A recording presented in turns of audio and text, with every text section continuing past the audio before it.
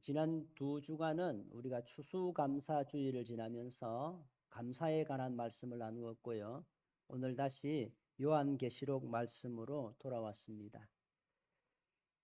우리가 계속해서 요한계시록 말씀을 나누고 있는데요. 여러분, 요한계시록 하면 무엇이 가장 먼저 떠오르십니까? 어떤 분들은 요한계시록 그러면 666, 짐승의 표, 아마겟돈 전쟁, 7가지 대환란, 이런 단어들을 떠올리실는지도 모르겠습니다.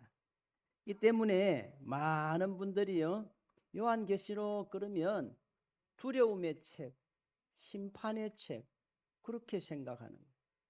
그렇기 때문에 이런 골치 아픈 책은 읽지 말고 일찌감치 덮어놓는 것이 안전하다. 이런 요한계시록들은 이단들이나 파고드는 위험한 책이다. 그렇게 생각하고 덮어놓고 지내시는 분들이 계실는지도 모르겠습니다. 그러나 우리가 꼭 기억해야 될 것이 뭐냐? 이 요한계시록은요, 심판에 관한 말씀이 있기는 하지만 심판이 목적이 아니라고 하는 거예요. 이런 심판이 올 것을 미리 우리에게 알려주심으로써 그 심판을 준비하게 하고 또 그 심판을 준비한 성도들에게는 영원한 구원과 승리와 상급이 있음을 약속하시는 소망의 책인 줄로 믿습니다. 그 증거 중에 하나가 뭐냐? 바로 오늘 우리가 읽은 말씀의 내용 그대로 하나님께서 우리의 기도를 받으시는데, 우리의 기도를 받으실 때 어떻게 받으시느냐? 아름다운 향기로 그렇게 받으신다는 거예요. 그래서 오늘 말씀의 제목을 기도의 향기라 그렇게 정해 보았습니다. 우리 같이 한번 하시겠습니다. 기도의 향기. 요한계시록 자체가 그렇지만 오늘 본문 역시도요, 밤모섬에 갇힌 사도 요한의 깊은 탄식으로부터 시작되어집니다. 로마 제국의 잔인한 핍박 아래 신음하던 사도 요한과 초대교회 성도들은요, 지금 당장이라도 로마 황제를 향하여서 가이사, 주님이라고, 우리의 신이라고 부르지 않으면 사회에서 매장을 당하고 순교를 당하기도 하고 짐승의 밥이 되기도 하고 십자가에 매달리기도 하는 그런 급박한 상황 가운데서 살아갔습니다. 지금 그들의 눈에 비친 세상은요, 로마라고 하는 한 마리의 거대한 미친용이 온 세상을 집어삼킬 듯한 그런 두렵고 공포스러운 세상이었습니다.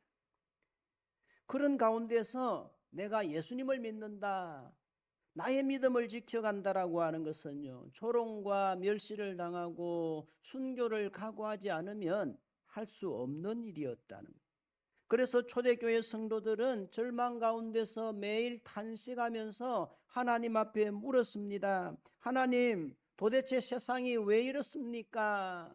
왜 이렇게 세상을 살아가는 게 힘이 듭니까? 이 기나긴 고난은 도대체 언제 끝이 나는 겁니까? 우리가 믿는 하나님, 당신은 정말 살아계신 하나님이 맞으십니까? 오늘 당신의 백성들이 당하는 이 고난을 지켜보고 계신 것이 맞으십니까? 이렇듯 세상의 힘이 모든 것을 압도하는 것처럼 보이는 절망적인 상황 속에서 울부짖고 있는 사도 요한과 초대교회 성도들의 그 부르짖음에 대한 하나님의 해답이 오늘 본문의 내용입니다. 사도 요한은요, 이 절망적인 상황 가운데서 믿음의 눈 크게 떠서 하늘나라를 바라봅니다. 하나님의 보좌를 바라봅니다. 그 보좌에 앉으신 이의 오른손에는요, 7인이 감겨져 있는 두루마기가 들려 있습니다. 이 두루마리는 악한 세상에 대한 하나님의 심판과 하나님의 백성들을 향한 하나님의 구원 계획이 담겨져 있는 그런 책입니다. 그런데 3절에 보시면요, 하늘 위에서나 땅 위에서나 땅 아래에서나 어느 누구도 그 두루마리 책을 펼 수 있는 사람이 없었더라고 이야기하는 겁니다. 이 세상에 가장 위대한 철학자도, 가장 힘 있는 권세를 가진 왕도, 가장 지혜로운 박사도, 거룩한 성자도, 심지어는 하늘의 천사조차도 저 두루마리를 펼 수는 없었더라고 하는 것입니다. 4절에 보시면 이 때문에 요한은 크게 울기 시작합니다. 지금 요한은 단지 그 두루마리 안에 담겨 있는 그 내용이 뭔지 너무 궁금한데 그 내용을 알 수 없어서 우는 것이 아닙니다. 그 두루마리가 펼쳐지지 않음으로 인해서 그 두루마리 안에 쓰여져 있는 하나님의 그 심판의 계획이 이루어지지 못한다는 그 절망감, 그 두루마리가 펼쳐지지 않음으로 인해서 우리를 향한 하나님의 구원의 역사가 펼쳐지지 않을 수도 있다라고 하는 그 절망감, 그것 때문에 울었다는 것입니다. 그런데 그 절망의 한복판에서 5절에 보시면요, 극적인 반전이 일어나지요. 24장로 중에 한 사람이 요한에게 이야기합니다. 울지 마라. 유다 지파의 사자 다윗의 뿌리가 이겼으니 그분이 그 인을 떼실 것이라 이야기합니다. 사자, 그렇습니다. 요한은요, 어쩌면 지금 이 답답하고 절박한 상황 가운데서 힘 있는 사자 같은 하나님의 능력을 기대했었는지도 모릅니다. 이 모든 악한 상황을, 이 부조리한 현실을 단번에 깨트리시고 회복시키시고 역전할 수 있는 강력한 힘을 가진 왕을 기대했었는지도 모릅니다.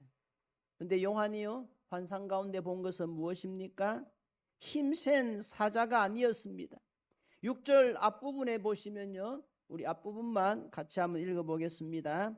내가 또 보니 보좌와 네 생물과 장로들 사이에 한 어린 양이 서 있는데 일찍이 죽임을 당한 것 같더라. 여러분, 바로 여기에 요한계시록 전체에 주제가 있습니다. 이 악한 세상에서 우리를 구원하실 분은 힘센 사자가 아니라 죽임당한 어린 양이라고 하는 거예요. 이것이 바로 복음의 위대한 역설입니다. 세상은 힘으로 승리하려 하지만 하나님은요, 희생으로 승리하십니다. 로마는 칼로 세상을 정복했지만 우리 주님은 십자가로 우리를 구원하셨습니다. 세상죄를 지고 가는 유월절 어린 양, 이사야 53장에 나오는 고난받는 종, 그분이 바로 우리 주 예수 그리스도이십니다. 이 혼돈의 세상을 구원할 역사의 주관자는요, 힘 있는 그 당시 최고의 권력자 로마 황제도 아니었고 과학도 아니고 돈도 아니고 오직 십자가에서 죽임당하시고 부활하셔서 지금은 하나님의 보좌에 계신 어린 양 예수 그리스도만이 우리의 유일한 왕이시고 역사의 주관자이심을 말씀해 주는 것입니다. 그리고 그분의 승리를 노래하는 책이 바로 요한계시록입니다.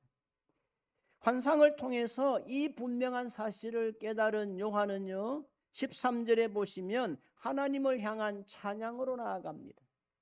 5장 처음 부분 시작할 때는 눈물로 시작했지만, 서러움으로 시작했지만, 불안하고 답답함으로 시작했지만 마지막에는 찬양으로 끝나는 삶, 이것은 요한뿐만 아니라 우리 모든 성도들에게 약속된 하나님의 은혜인 줄로 믿습니다.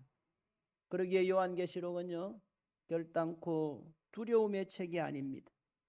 요한계시록은 우리 모든 성도들이 마지막 날 하나님 앞에서 부르게 될 승리의 노래요, 우리 주님께서 우리에게 보내신 사랑의 편지고 약속의 편지인 것입니다.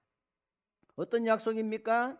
요한계시록 22장 12절 13절 말씀에 보시면요, 우리 같이 한번 읽어보겠습니다. 보라, 내가 속히 오리니 내가 줄 상이 내게 있어 각 사람에게 그가 행한 대로 갚아주리라. 나는 알파와 오메가요, 처음과 마지막이요, 시작과 마침이라. 그렇습니다. 우리의 구원을 위해서 죽임당하신 어린 양, 그분이 우리의 주관자요 심판자이심을 말씀합니다. 더 나아가서 우리에게 줄 상이 있어 상 주시는 하나님이심을 말씀합니다. 그러므로 우리가 이 혼란한 세상을 살아가는 동안 우리의 시선을 너무 자주 세상의 뉴스나 내 인생 가운데 찾아온 문제에만 집중하거나 고정하지 마시고 종종 믿음의 눈 크게 떠서 하늘 보좌에 앉으신 예수 그리스도를 바라볼 수 있어야 합니다. 그분의 승리하심을 믿고 그분의 약속하심을 믿고 그분의 다시 오심을 고대하면서 살아가야 합니다. 그럴 때 우리의 구원자가 되신 어린 양, 그 예수님의 죽음이 우리의 죽음이 되고 그 예수님의 부활이 우리의 부활이 되고 그분의 승리가 저와 여러분들의 승리가 되어질 줄로 믿습니다. 만나교회를 설립한 김우영 목사님의 강의를 제가 들은 적이 있는데요. 그때 그분이 자신의 목회관에 대해서 나의 목회관은 사도 목회관입니다 그러는 거예요. 여러분 소주가 몇 도지요? 할렐루야. 모르는 게 감사한 거지요. 이게 알면 이게 좀 문제가 있는 거예요. 저도 몇 도인 줄 모릅니다. 그분은요, 저는 사도 목회를 합니다. 이거는 소주의 도도 아니고 빼갈의 도도 아닙니다. 그러면서 사도가 뭔지에 대해서 이야기하는데요. 그 사도가 뭐냐? 그리스도, 성도, 전도, 기도. 그렇다는 거. 아, 맞네. 맞아요. 따라하겠습니다. 그리스도, 성도, 전도, 기도. 오늘 주신 말씀은요, 바로 이 사도 중에서 그리스도와 기도에 관한 말씀입니다. 이렇듯 우리의 구원자가 되시는 어린 양 예수 그리스도는요, 우리의 기도를 받으시는 하나님이신데 어떻게 받으시느냐? 오늘 본문 8절에 보시면요, 아름다운 향기처럼 받으신다 말씀하십니다. 그것도요, 그냥 향기가 아니라 금 대접에 담아서 천사들의 손에 들려서 하나님 앞에 올라가는 그런 향기라는 거예요. 여러분 한번 상상해 보십시오. 얼마나 황홀하고 멋진 장면입니까? 오늘 우리가 드리는 기도가 금대접에 담겨서 천사들의 손에 의해서 하나님 앞에 드려지다니요. 하나님은 우리가 드리는 기도를 귀찮아하거나 불편해하시지 않으시고 부담스러워하시거나 고약한 냄새가 난다고 내치지 않으시고 하나님의 마음을 편하게 하고 기쁘시게 하는 향기로 받으신다 말씀합니다. 사람들마다 좋아하는 향기가 있지요. 저는 개인적으로 장미향을 좋아합니다마는 좋아하는 향기를 좋은 향기를 싫어하는 사람 아무도 없을 것입니다. 여러분들은 어떤 향기가 가장 좋으세요? 어떤 냄새를 맡을 때 가장 마음이 편하십니까? 어린 아이들, 어린 손주들을 탁 안으면요, 그게 살갗에서 나는 어린아이의 살 냄새가 있지 않습니까? 피톤치드 숲길을 걸으면서 나는 그런 숲속의 나무 냄새, 아니면 숲속에서 비 오는 날 걸어가는데 은은하게 나는 그런 싱그러운 풀 냄새, 다 사람들이 좋아하는 냄새가 다릅니다. 어떤 선교사님은요, 가난한 선교지에 있으면서 자기가 가장 좋아하는 냄새가 뭔지를 알았는데 그게 뭐냐면요, 저녁에 밥 짓는 냄새가 그렇게 좋더라는 거예요. 그 동네 사람들, 가난한 사람들이 집집마다 밥을 하면서 우리나라식으로 하면 밥 냄새에, 김치찌개 냄새에, 된장찌개 냄새가 나면 자기 마음이 편안해진다는 거예요.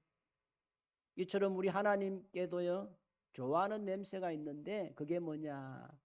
바로 우리 성도들이 올려드리는 기도의 향기라고 하는 거예요. 히브리서 11장 6절 말씀에 보시면요, 같이 읽습니다. 믿음이 없이는 하나님을 기쁘시게 하지 못하나니 하나님께 나아가는 자는 반드시 그가 계신 것과 또한 그가 자기를 찾는 자들에게 상 주시는 이심을 믿어야 할지니라. 아멘. 여기 보시면요, 우리 하나님을 기쁘시게 하는 것이 우리의 믿음이라고 했는데, 그러면 우리에게 믿음이 있느냐 없느냐 하는 것을 가장 확신하게 보여주는 척도가 뭐냐? 그게 바로 기도라는 거예요. 기도를 하느냐 안 하느냐. 믿음 있는 사람은 기도합니다. 믿음 없는 사람은 기도할 수가 없어요. 내가 하나님을 믿지 않고 응답을 믿지 않는데 어떻게 기도하겠습니까? 그러나 내가 하나님이 살아계시고 그분이 나의 좋은 친 아버지가 되시고 오늘 내가 드리는 기도를 아름다운 향기로 받으시고 응답해 주시는 하나님이시라는 믿음이 있을 때 어떻게 기도하지 않을 수 있겠습니까?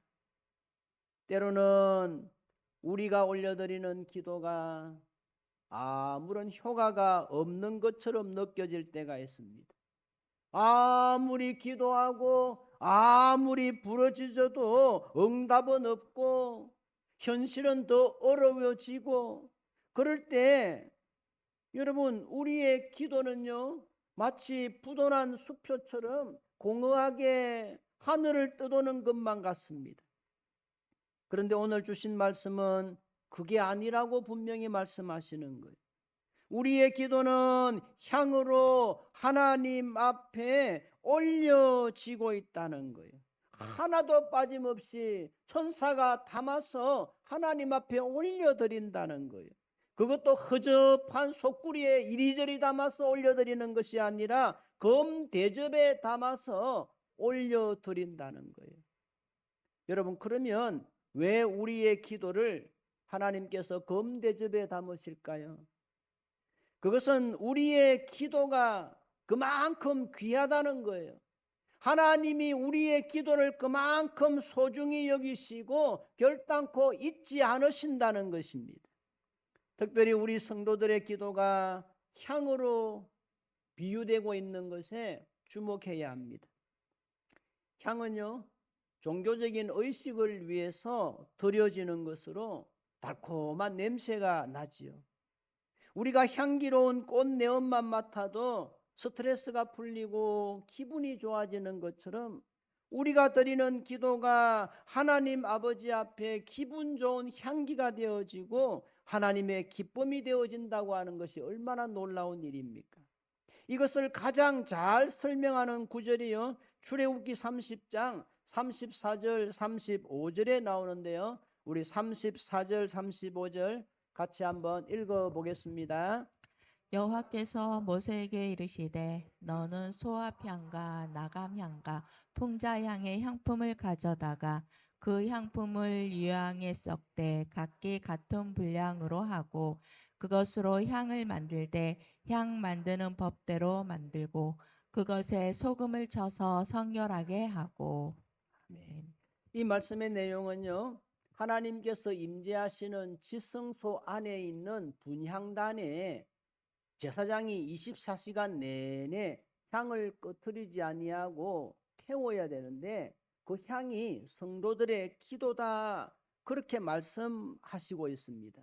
그런데 34절 말씀을 다시 보시면요, 그때 태우는 향의 재료에 대해서 4가지 향품을 이야기합니다. 첫 번째는요, 소합향이라 이야기하는 거예요. 이 소합향은요, 시리아 지역에서 나는 향나무의 진액으로 만들어진다 그래요. 그 당시에 각종 치료제로 많이 쓰였다고 합니다. 우리나라에도 옛날에 약이 없을 때에는요, 여러분 요드딘 그 빨간색 머큐리룸, 그게 거의 만능 총치약처럼 쓰였죠. 그래서 어린 자녀들이 배가 아프다 그러면 배에 바르고 머리가 아프다 그러면 머리도 아프고, 여기 뭐가 아프다 그러면 그것만 바르면 다 낫는 거예요. 그럴 때가 있지 않았습니까? 이 소야팡이 바로 그렇게 만병통치약처럼 쓰여졌다는 겁니다. 이런 소야팡의 의미는요, 우리가 하나님 앞에 기도하면 하나님은 여호와 라파, 우리를 치료하시는 하나님으로 역사하신다는 의미입니다. 야고보서 5장 14절 말씀에 보시면요, 같이 읽어보겠습니다. 너희 중에 병든 자가 있느냐? 그는 교회 장로를 청할 것이요. 그들은 주의 이름으로 기름을 바르며 그를 위하여 기도할지니라. 아멘. 여러분, 이 말씀의 의미가 무엇입니까? 우리가 육신의 질병이 있을 때 믿음으로 하나님 앞에 기도하면 그 기도에 병든 사람을 치유하는 능력이 나타난다는 거예요.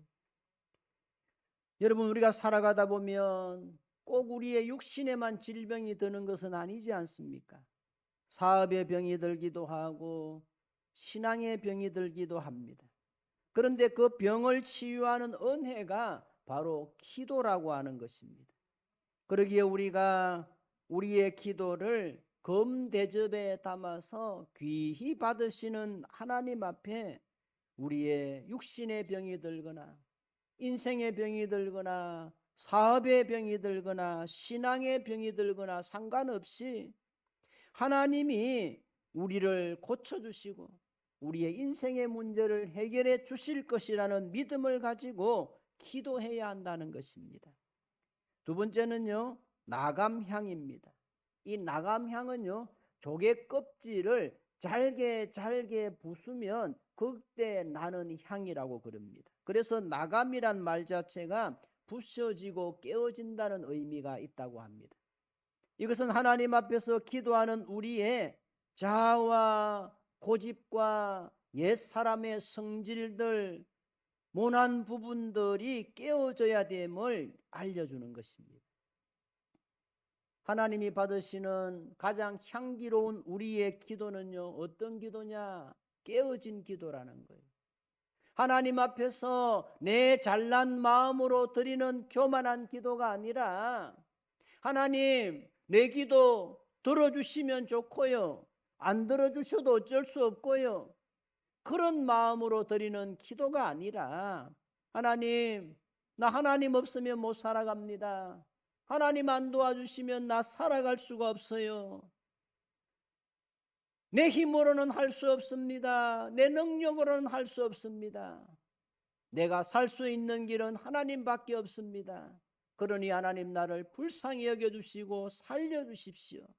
그렇듯 깨어진 마음, 부셔진 마음으로 드리는 그런 겸손의 기도, 회개의 기도, 참회의 기도, 그런 기도를 하나님께서는 아름다운 향기로 받으신다는 말씀입니다.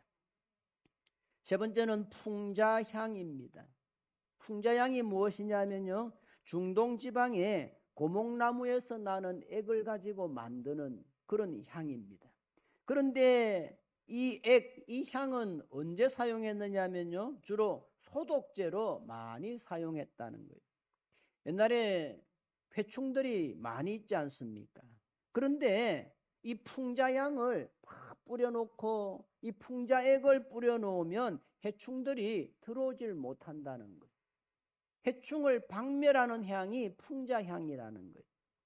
요즘도 우리가 여름이 되면요, 모기나 파리들이 덤벼들면 뭐 에포킬라나 홈키파를 쏘지 않습니까?